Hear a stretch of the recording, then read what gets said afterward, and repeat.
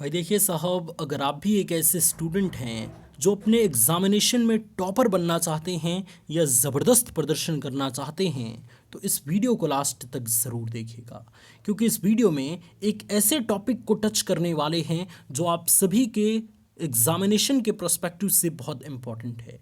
जी हाँ साहब, आज हम बात करेंगे कि स्मार्ट टाइम टेबल बनाएं कैसे। स्मार्ट टाइम टेबल बनाने का ज़बरदस्त तरीका क्या है, कैसे हम किसी टाइम टेबल को डिज़ाइन करेंगे ताकि वो हमारे अकॉर्डिंग हो और उस टाइम टेबल को हम लंबे समय तक फॉलो करके अपने एग्ज़ाम्स की तैयारी को परफेक्ट बना पाएँ। तो इस वीडियो को लास्ट तक ज़रूर देखिएगा।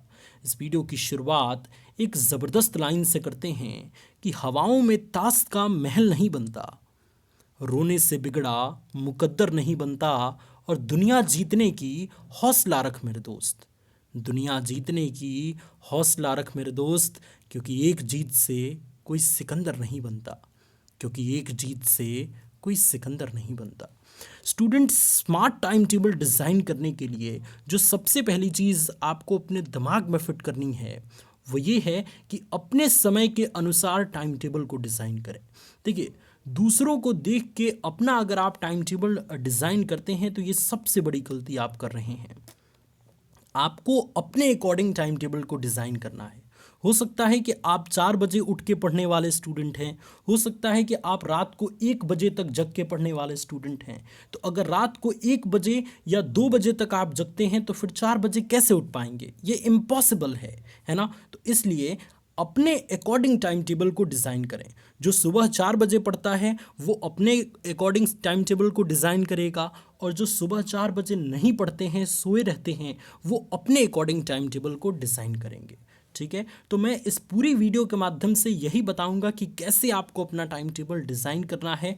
तो सबसे पहली चीज़ कि अपने समय के अनुसार आपको टाइम टेबल डिज़ाइन करना है। अगर आप 4 बजे सोना पसंद करते हैं तो कोई बात नहीं, आप रात में ज़्यादा पढ़ सकते हैं, और अगर आप 4 बजे उठना पसंद करते हैं तो आप रात में जल्दी सो सकते हैं ताकि आप 4 बजे उठ पाएँ। ठीक है, तो ये चीज़ अपने आप में एडजस्टमेंट आपको करना है, क्योंकि मैंने देखा है स्टूडेंट कि काफ़ी सारे लोग एक ही टाइम टेबल को लाखों स्टूडेंट पर अप्लाई करने की कोशिश करते हैं। ये तो नाइंसाफ़ी है ना। सबका समय अलग अलग होता है, सबका दिमाग अलग अलग होता है, तो एक टाइम टेबल सबके ऊपर कैसे अप्लाई हो सकता है? इसलिए केवल तरीका जानिए और अपने अकॉर्डिंग, अपने समय के अकॉर्डिंग टाइम टेबल को डिज़ाइन करना सीखिए, तभी आप उस टाइम टेबल को लंबे समय तक इस्तेमाल कर सकते हैं। स्मार्ट टाइम टेबल बनाने के लिए जो दूसरी चीज़ आप सभी स्टूडेंट को समझना है वो ये है कि सबसे पहले इजी सब्जेक्ट और फिर हार्ड सब्जेक्ट का समय निर्धारित करें। होता क्या है स्टूडेंट कि जब भी हम टाइम टेबल बनाते हैं तो उस समय बड़ा एनर्जी होता है कि भाई आज तो एकदम फाड़ के रख दूंगा, आज तो एकदम पढ़ के रख दूंगा, है ना, भले से 6 महीने से कुछ नहीं पढ़े। तो ये है, तो इसलिए आपको बिल्कुल भी एनर्जी में नहीं आना है। टाइम टेबल बनाते समय, टाइम टेबल बनाते समय दिमाग को शांत करके बनाना है। एकदम ऐसे दिमाग को बनाना है, ऐसे शांत करके दिमाग को, टाइम टेबल को बनाना है आपको, ताकि वो आपसे अप्लाई हो पाए, है ना। तो इसलिए सबसे पहले इजी सब्जेक्ट को रखेंगे आप, ताकि आपका कॉन्फिडेंस बिल्डअप हो पाए। इजी सब्जेक्ट को पढ़ते हैं ना, और क्वेश्चन जब सॉल्व होता है तो दिल को बहुत सुकून मिलती है, ऐसा लगता है कि साहब और पढ़ें हम, है ना। तो इसलिए पहले इजी सब्जेक्ट को अगर आप रखेंगे तो आपको पढ़ने में मज़ा आएगा, चीज़ें समझ आती रहेंगी और आप लंबे समय तक पढ़ते रहेंगे। और अगर आपका पढ़ाई में मन रम गया, 2 घंटे अगर लगातार आपने पढ़ लिया तो आपको और पढ़ने का मन करेगा, और इस तरीके से रोज़ आप सभी सब्जेक्ट को फुलफ़िल कर पाएंगे, पढ़ पाएंगे। लेकिन इसी के विपरीत अगर आप हार्ड सब्जेक्ट को पहले चूज़ कर लेते हैं और एक भी क्वेश्चन आपका फंस गया उसमें, फिर वाट लगनी है स्टूडेंट, है ना। फिर क्या करेंगे, कुछ शकल आपका इस तरीके से हो जाएगा, है ना, और उसके बाद से क्या होगा, पढ़ाई लिखाई बंद और सो गए। तो ऐसा आपको नहीं करना है। स्मार्ट टाइम टेबल नाम ही इसलिए मैंने रखा है ताकि आपको स्मार्ट दिमाग का काम करना है। सबसे पहले इजी सब्जेक्ट को लेना है, उसको पढ़ना है, और उससे कॉन्फिडेंस बिल्डअप करना है कि मैं हार्ड सब्जेक्ट को भी अच्छे से पढ़ पाऊंगा, और तब आपको हार्ड सब्जेक्ट का समय निर्धारित करना है और उसे भी पढ़ना है। ठीक है, ये चीज़ स्टूडेंट्स, सभी स्टूडेंट अपने टाइम टेबल में अप्लाई करेंगे, ज़बरदस्त रिजल्ट इससे मिलेगा आपको। तीसरी चीज़ जो कि मैक्सिमम स्टूडेंट को करना है, और यही चीज़ बहुत सारे स्टूडेंट नहीं करते, जिससे पढ़ते तो रहते हैं लेकिन भूलता जाता है। तीसरी चीज़ क्या है कि एग्ज़ाम में 1 घंटे का, मतलब लास्ट में 1 घंटे का रिवीजन के लिए समय ज़रूर निकालें।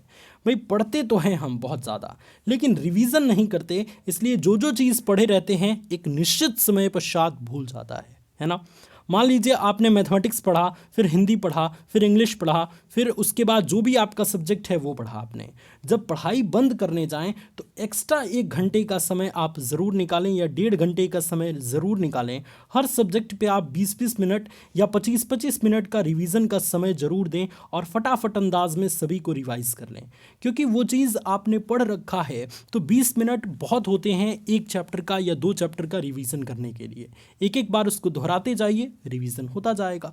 तो इसलिए स्मार्ट टाइम टेबल में आपको इस चीज़ को भी अप्लाई करना होगा कि रोज़ आपको पढ़ाई के लास्ट में 1 घंटे का रिवीजन के लिए समय ज़रूर निकालना चाहिए, है ना।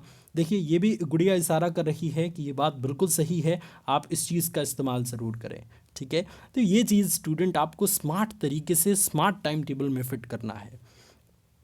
चौथी चीज़ जो कि बहुत इम्पॉर्टेंट है और सारे स्टूडेंट को इस चीज़ को अप्लाई करनी है, वो कुछ इस प्रकार है कि एक सब्जेक्ट पढ़ने के बाद 20 मिनट का ज़रूर ब्रेक लें, है ना।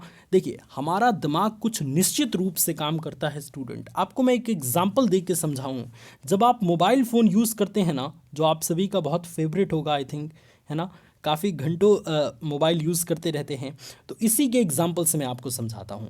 आप मोबाइल यूज़ करते हैं तो आप देखते होंगे कि जब 4 घंटे 5 घंटे रेगुलर मोबाइल यूज़ हो जाती है तो वो गर्म होने लगती है ना। क्यों? क्योंकि उसकी क्षमता से ज़्यादा हमने उससे काम करा लिया है।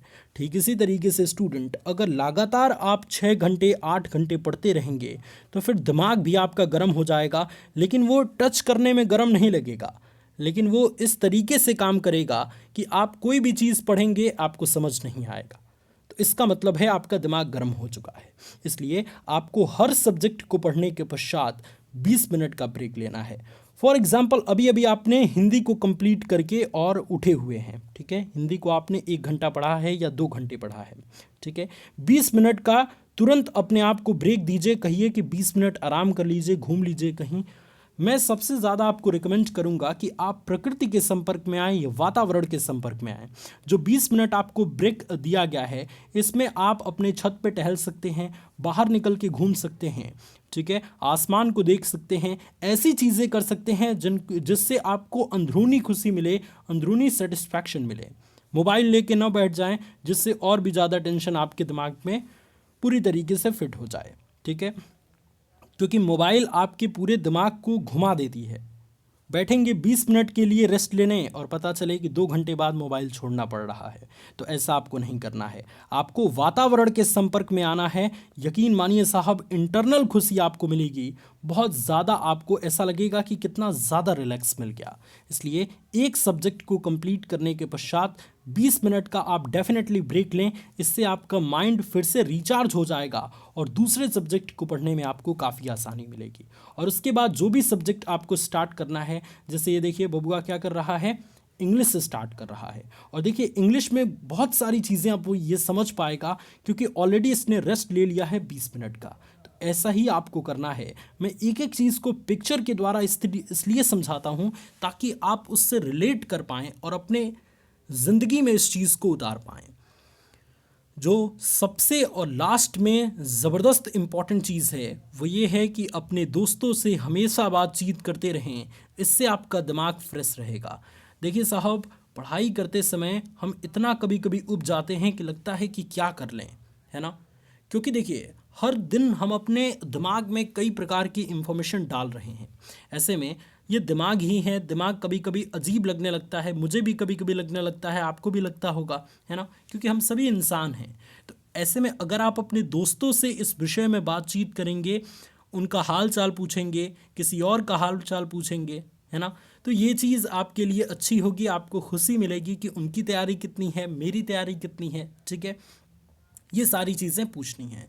हो सके तो जाके उनसे मिलिए ताकि उनकी स्ट्रेटजीज़ आपको पता चल पाएँ, आपकी स्ट्रेटजीज़ उनको पता चल पाएँ। क्योंकि दोस्त ही एक ऐसे होते हैं जो हमारे दुख को आपस में बांट सकते हैं और ऐसे में अगर इधर उधर किसी से कहेंगे तो कहेंगे अरे चलो तुम्हारे जैसे कितने पढ़ने वाले हैं। तो ये चीज़ है, तो दूसरे से मिलने के वजह आप अपने दोस्तों से मिल लें, ये सबसे ज़्यादा बेटर रहेगा। आपके स्ट्रेस कम भी हो जाएगा और आप अपने पढ़ने के लिए तैयार भी हो पाएंगे। ठीक है स्टूडेंट्स, तो देखिए मैं as a speaker, as a motivation speaker या आप सभी का टीचर मान सकते हैं आप, मैं ये पूरी कोशिश करता हूँ कि आपके दिमाग से टेंशन को हटा पाऊँ, ताकि आप अपने दिमाग को बहुत शांत कर पाएँ और अपने अकॉर्डिंग तैयारी को बहुत बेहतरीन कर पाएँ। और जितना मेरा क्षमता है उतना तक मैं आपको प्रयास कराता रहूँगा कि आप सभी को ऐसी ऐसी बातें बताएं जिससे आपका स्ट्रेंथ 2 गुना 3 गुना 5 गुना इस तरीके से बढ़ता जाए और आप सभी अपने एग्जामिनेशन में ज़बरदस्त प्रदर्शन करें। लेकिन आपको भी स्टूडेंट हमारा सपोर्ट करना चाहिए। अगर आप हमें सपोर्ट करना चाहते हैं तो कुछ करना नहीं है, सिर्फ मोटिवेशन वाले भैया चैनल को सब्सक्राइब कर दीजिए और वीडियो के डिस्क्रिप्शन में हमने अपने नए चैनल का लिंक दिया है जिसका नाम है बूस्ट योरसेल्फ। अगर आप अपने दिमाग को बूस्ट करना चाहते हैं, अपनी ज़िंदगी को बूस्ट करना चाहते हैं, अपनी ज़िंदगी में परिवर्तन लाना चाहते हैं, तो वीडियो के डिस्क्रिप्शन में लिंक दिया गया है, आप हमारे नए चैनल को सब्सक्राइब ज़रूर कीजिएगा। God bless you all students. Love you all. Take care.